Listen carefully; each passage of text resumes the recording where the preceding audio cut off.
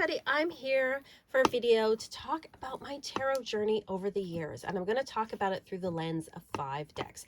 I feel like there may have been somebody who has already done a tag that's like my journey in 5 decks or something like that. I feel like in all of the tarot, content that I consume, I've seen something like that. So I'm not saying I made this hashtag, but I thought I would do a video talking about my tarot journey and showing you 5 decks that kind of talk about the different phases within my journey. So I started reading way back in 1995. I was 20 years old, so you knew the math, how old I am now.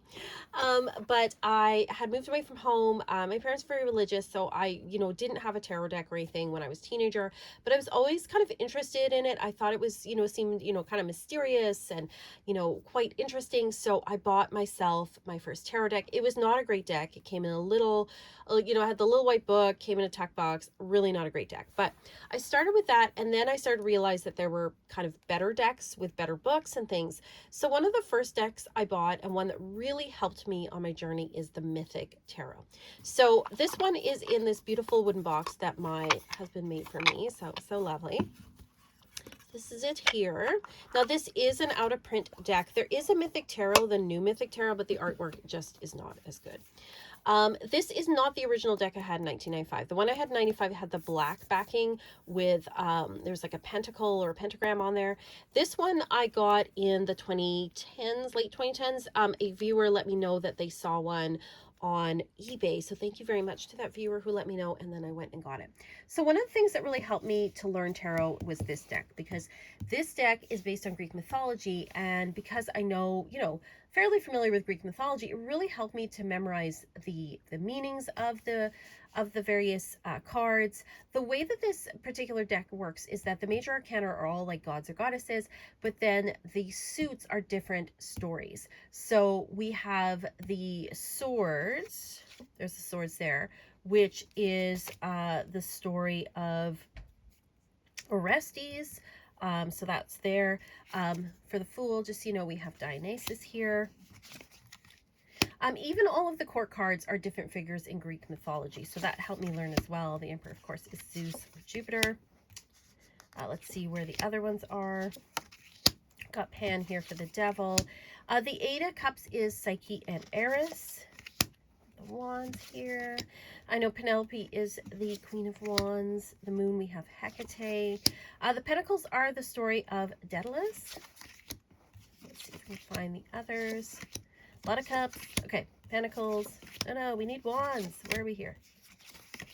Okay, swords, cups. Where are the wands here? Oh, the Tower is Poseidon. The Lovers, we have Paris here with the golden apple. We've got Hera, Venus, or Aphrodite, and we got Athena there. Okay, got the Fates. I'm looking for wands. Why are there no wands here? Okay, wands. Yes. So we have Jason and the Argonauts for the wands. So it really helped me to learn through the lens of story. Now, I wish I could find the book. The book is great. I searched high and low before making this video, and I couldn't find it. It is somewhere in my mess of books and decks and things that I have to clean up. But it does come from a wonderful guidebook, and it really helped me to learn the cards. And so for me, this deck really represents the beginning part of my journey, where I was just starting out with the tarot. I was learning to read it. I remember reading, like, for my friends. We'd sit around, pull some cards, look in the book, look at the meaning, and that's how I learned to read cards, was through this deck and through the book and through reading from my friends. And I also went on to kind of get other decks as well. I got the Arthurian deck. I've got a couple of the Arthurian decks actually early on. There was one where it's still out. I'm trying to remember the name, but it has sort of the archways on the picture, and there were some people who were doing kind of a walkthrough of that particular deck. There's also one, Arthurian Legends, which is kind of like a more watercolor style deck. I had that one too. And then I also had the Osho Zen deck, and that one I think too helped me to really learn the deck. So for me, when I think of the beginning of my tarot journey, I think about this deck as really helping me to learn the tarot, to get comfortable with it, and really understand the archetypes of the major arcana, to learn, the court cards, all of those things. So this deck I owe a lot to. Really love this deck. The second deck that I'm going to talk about is sort of like my beginning to intermediate. And this would be, here is called the Zener Farber deck. It was called the Enchanted Tarot when I first got it. I have actually the 25th anniversary edition, which has huge cards. But this one I got, it's kind of funny. I was going to university at the time, and where I was living, the lady that I was renting from, she would get these sort of catalogs that you could buy all sorts of like weird like knickknacks and trinkets from for your like, garden and your home, but it also sometimes had interesting books, and it had this tarot deck in it, the Enchanted Tarot. So I was like, I'm going to order it, right? Because she was always like, do you want to order something from this catalog? And I was like, okay. So I did. And this ended up being a deck that I read quite a lot for others with. So I got this particular edition just a little while ago, which does come with a great guidebook, by the way. The cards are actually like quite small, and this box is not the best, I have to say, for storing things. As you can see, it's a bit fall aparty, if I must say so myself, as I struggle with this. Okay, there we go. Here's the deck, though.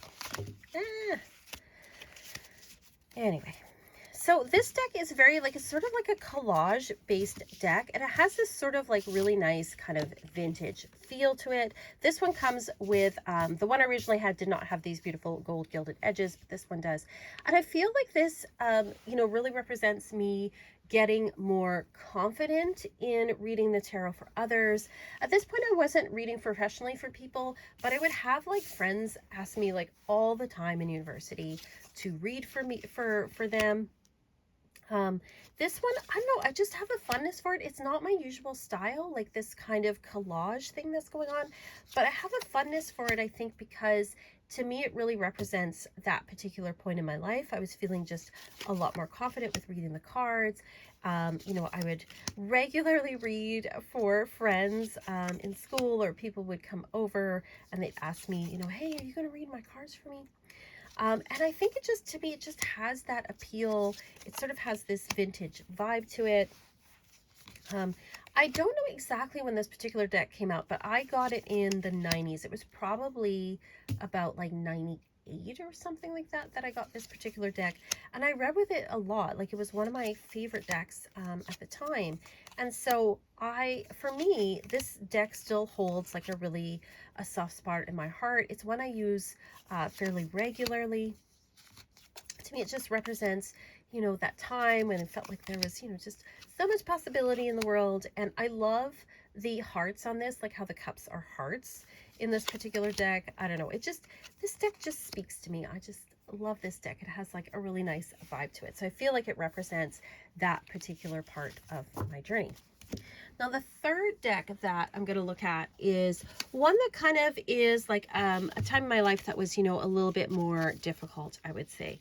So after university, I got married, and I ended up, unfortunately, in a relationship that turned out over time to be abusive. So, of course, those things never start out that way.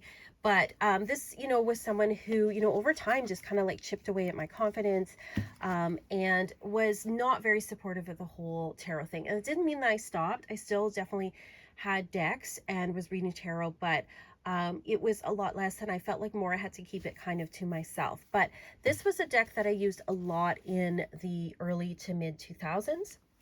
So this is the Golden Tarot. That's the back there. I believe this deck is still in print. You can still get it. It has like the gold gilding still, which is kind of a little bit worse for wear just because it got used so much. I really love this deck because of the medieval imagery. And again, I say I don't like collage decks, and yet this deck is kind of a collage deck because they took parts of different medieval imagery and Renaissance imagery, and they've either like, you know, put them together, enlarged them, you know, like they've played with them a little bit. And this was a deck that kind of really represents that time to me. And, you know, in some ways that was a time that was, you know, fairly dark. It's my dark ages, we should say. But also, I think this card represents a certain amount of resilience, you know, because even without, you know, the support you know, that, you know, not having a lot of support at that time, I continued to read cards. I continued to use these as like, you know, support for myself. I continued to, you know, read for friends and stuff when they asked me to. You know, so for me, this really represents that time. And while I don't actually use this deck a lot, I kind of put it into a bit of a retirement. I am thinking of actually bringing it out sometime this year to work with again. And, you know, maybe it's just because it represents that particular time in my life. And so, you know, for a while I had to put this away, but I'm trying to see this through the lens of this actually, you know, helped me to stay resilient through a difficult time before I managed to, you know, get away. So that is the Golden Tarot. So again, holds a particular spot in my heart. The next deck I'm going to show you jumps forward a bit. This particular deck I got in 2015. I keep it in this bag here because it kind of came in like when Llewellyn kind of had the bigger flimsy boxes. So this is the Shadowscape Tarot, one of my favorite decks. So I got this actually when I left that particular relationship. This was not the first deck I got. The first one I got was the Tarot of the Vampires. So that one deserves an honorable mention for sure. And I read with that for a bit. And it was kind of like coming back to kind of reclaiming sort of like gothy side, all of that kind of stuff. But then in 2015, I found this deck. And I just love this deck. And it's still one of my favorites. And I feel like it's got a really soft, lovely fae vibe to it. I almost wish, you know, like the cards themselves are a good side for me and my little hands. But I almost wish the cards were a bit bigger because there's so many details in these beautiful pictures, these beautiful illustrations. Like I just love the illustrations in this deck. And for me, it kind of represents like, you know, a better time, coming into better things, you know, in a better, you know, relationship, better place in my life. But also like there's this sort of like softness and this gentleness to this deck that I really love. I love the fae vibes here. I love all the foxes because foxes is one of my animals. Love the foxes here. I love the unicorns and the swans here. It's just, it's a beautiful deck. Let's see. Oh, there's the owl. I love that. The owl. Like you can look at these, you know, images and see more and more things. And I would say that this particular deck, you know, this is when I really started to read professionally for others. I kind of like on and off, you know, I'd always read for others, but, you know, people would say, oh, you should do this for a living and all this stuff. And I kind of wouldn't take it too seriously. And this is really represents when I started to take my tarot reading really seriously. When I started to, you know, I started to do things like tarot parties, and then I started to read, you know, I had a shop for a while, and then I started my Etsy shop, and this deck really, really helped me with that. And so this deck to me really represents, you know, becoming like a professional tarot reader, doing, you know, starting, you know, doing YouTube, all of those kind of things, and just, you know, really embracing, you know, this particular skill, and really what's been a huge support system to me throughout, you know, throughout my adult life. So then deck number 5, I wanted to pick something that more represented now. And I have a lot of decks that I really love. A lot of decks that I work with now. Really hard to pick a favorite, but I thought I would pick a recent favorite from last year, and that is the Mythos Tarot. And I feel like this kind of did like a full circle back to the Mythic Tarot, because again has the love of Greek mythology in here. So this Mythos Tarot, who did this one? Rockpool. This is Rockpool deck. This was not on my radar. I actually just happened to find it at my local bookstore. And again, just love all the Greek gods and goddesses. It's got a beautiful guidebook in here. Lovely deck. Again, gold. There's a trend here with gold gilding. I think I've shown you now 3 decks with gold gilding on them. I am a sucker for that, that's for sure. Love the backings. And these cards, they all have different figures from Greek mythology in them. So I feel like these decks kind of combine both tarot and oracle. So they represent to me in some ways a little bit more advanced reading, but also a circle back to like one of the first deck I showed you, which was one of the very first decks that I got. And so it's got all these wonderful figures in it. So we've got Eos for the 6 of Swords. Taichi, I think that's pronounced, for the 10 of Coins. It's got all these wonderful figures on it. I love the the gold kind of edging here on the borders. Yes, these are all very beautiful people, but you know, sometimes you want a deck with some beautiful people in it.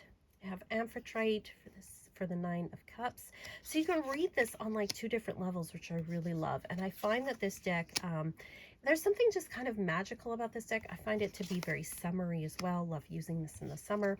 So I got this last year and I just totally fell in love with this deck. So it really represents in some ways where I'm at now with reading, where I have this, you know, I have quite a collection of decks, quite a variety of decks. But I really enjoy reading like combos of like Tarot and Oracle or Tarot and Lenormand, things like that. And I feel like this deck kind of has it in it already, with having both the figure from Greek mythology and, you know, the traditional tarot meanings.